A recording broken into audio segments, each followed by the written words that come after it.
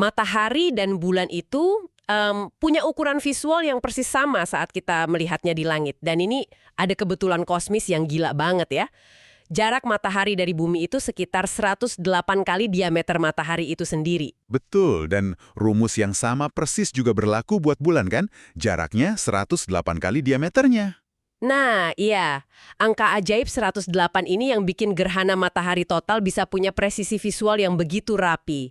Dan nenek moyang kita sadar soal ini ribuan tahun yang lalu. Pertanyaannya, apa yang mereka lakukan dengan info itu? Mereka nggak cuma nulis di perkamen ya, mereka memahatnya ke batu raksasa. Tepat, bangunan yang mencerminkan kosmos. Biasanya kan kita mikir bangunan itu cuma ya dinding penahan angin atau atap buat berteduh gitu. Utilitarian banget. Tapi coba Anda yang lagi dengerin ini ingat-ingat. Pernah nggak Anda masuk ke suatu tempat kayak hutan kuno, candi, atau taman, dan seketika ritme napas Anda berubah? Merasa damai, atau justru kerasa ada energi yang meluap-luap gitu kan? Benar. Nah, di penelusuran mendalam kita kali ini, kita punya misi buat membedah misteri itu. Kita udah ngumpulin banyak banget sumber. Mulai dari arkeologi candi kuno, neurobiologi di Taman Jepang, pengukuran gelombang elektromagnetik di Giza, sampai jurnal pariwisata di Bali. Kita mau lihat gimana tata ruang ini berinteraksi sama kesadaran dan tubuh biologis kita. Jadi, mari kita bedah ini. Gimana kita harus mulai melihat bangunan-bangunan kuno ini? Langkah pertamanya adalah menggeser perspektif kita. Ruang itu bukan cuma wadah kosong, tapi mesin yang hidup. Kalau kita bedah sejarah, struktur monumental awal itu bukan buat tempat bernaung. Itu antarmuka, kayak interface antara manusia dan alam semesta. Berarti kayak menjembatani bumi dan langit ya? Tepat sekali. Mari kita lihat Angkor Wat di Kamboja. Dibangun abad ke-12 oleh Raja Surya Varman II. Sering dibilang cuma kuil Hindu raksasa. Tapi dari sisi astronomi, ini tuh observatorium yang menyamar sebagai monumen. Desainnya pakai kosmologi dari teks kuno Satapatha Brahmana dengan satuan ukur kubit atau hasta sekitar 0,43 meter. Dan kalau kita pakai meteran prasejarah itu, dimensinya berubah jadi bahasa matematika kan? Di catatan kita, rute peziarah atau jarak sirkumambulasinya itu diukur persis pakai kelipatan angka 108 tadi. Ya, dan nggak cuma soal geometri, itu soal memetakan waktu. Di menara pusatnya, poros utara-selatan itu panjangnya 189 cubit. Dan timur baratnya 176,37 cubit. Tunggu, kalau dijumlahkan hasilnya 365,37. Wah, gila, itu kan jumlah hari dalam setahun. Hampir sangat akurat dengan perhitungan astronomi modern ya. Dan yang lebih gila, mereka bikin asimetris. 189 dibanding 176. Oh, karena orbit bumi itu elips, kecepatan kita ngelilingi matahari kan nggak konstan. Betul banget. Mereka memahat anomali kecepatan orbit itu langsung ke fondasi batunya. Tapi saya mau jadi pengacara setan sebentar nih. Ngebangun sesuatu sepresisi itu pakai batu jutaan ton kan butuh tenaga yang nggak masuk akal. Buat apa Surya Varman II repot-repot bikin ini? Apa murni ego aja? Itu mekanisme politik yang brilian sebenarnya.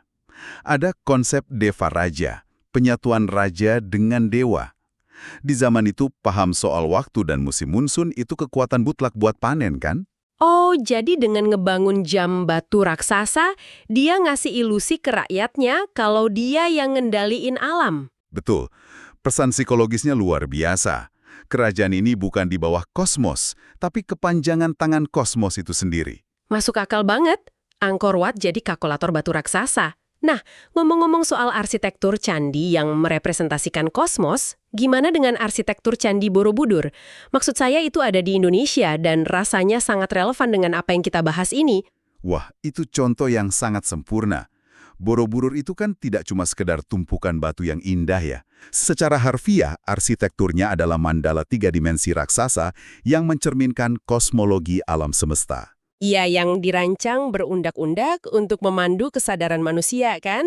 Dari Kamadhatu di bawah sampai ke Arupadatu di puncak. Tepat sekali.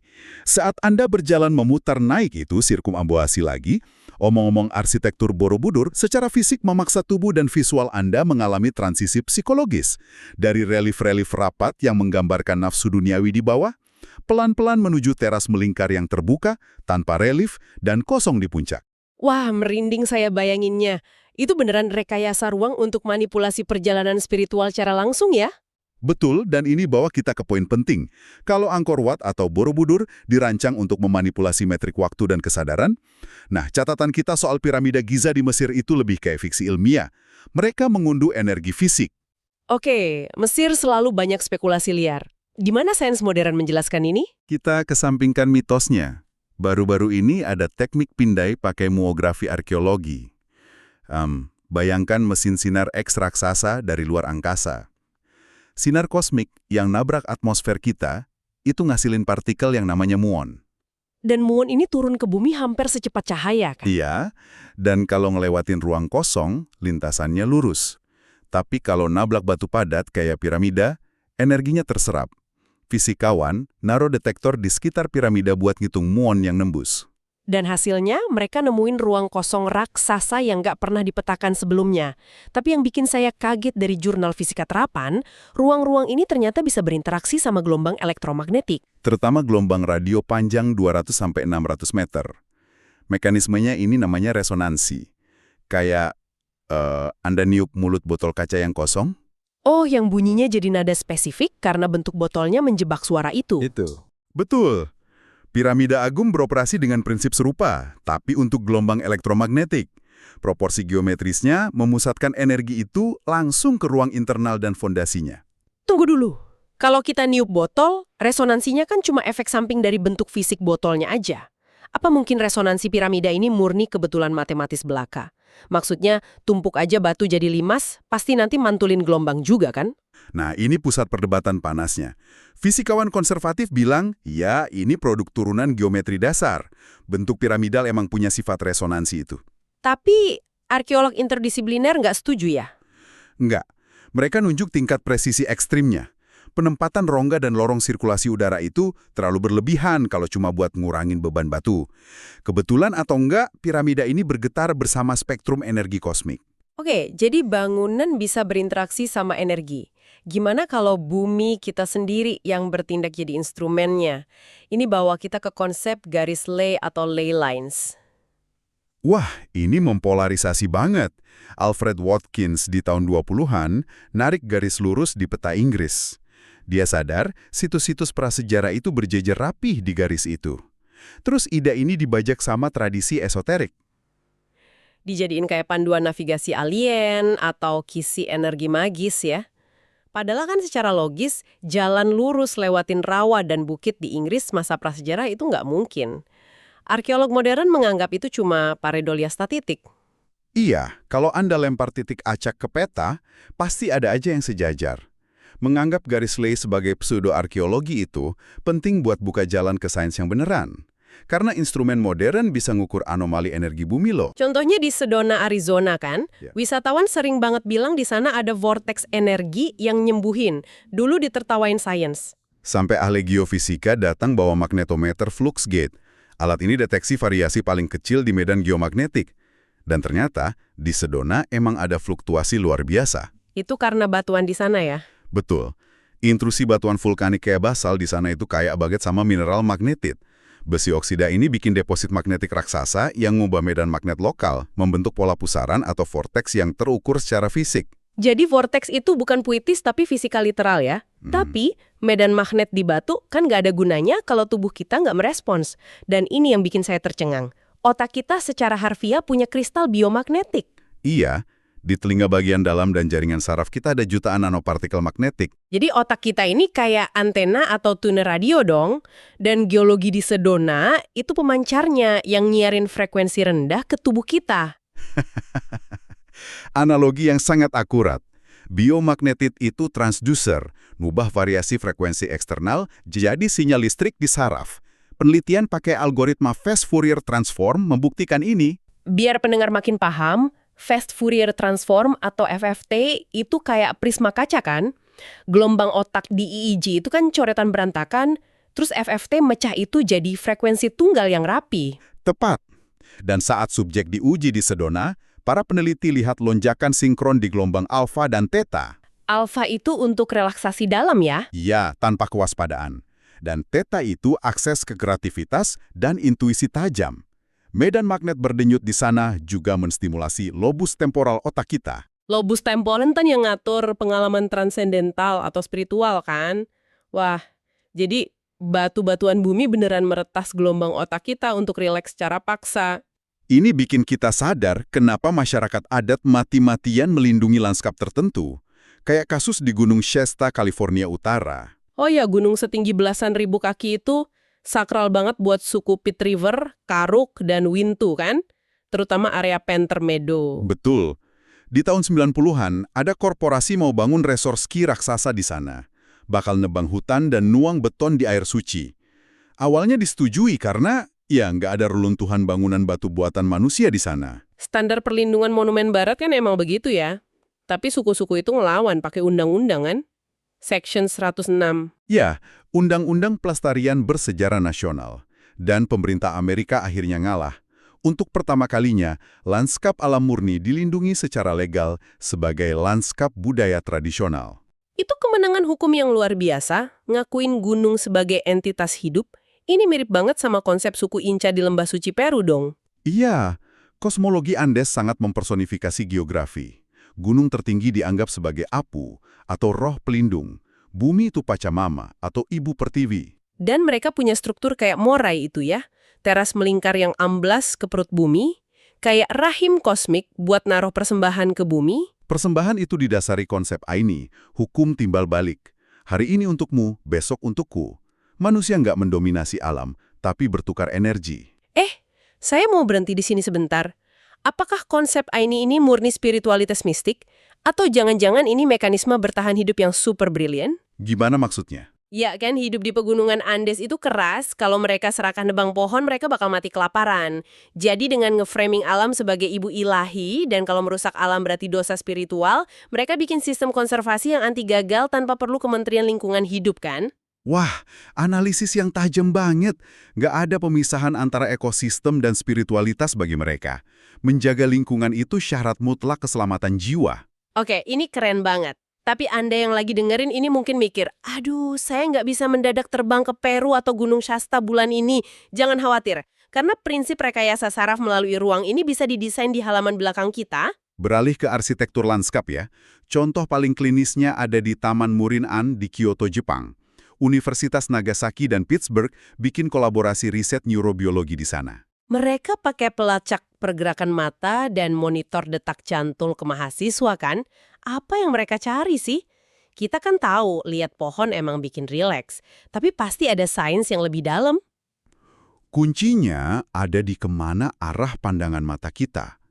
Di Taman Barat, desainnya simetris, dengan satu titik fokus, kayak air mancur raksasa di tengah.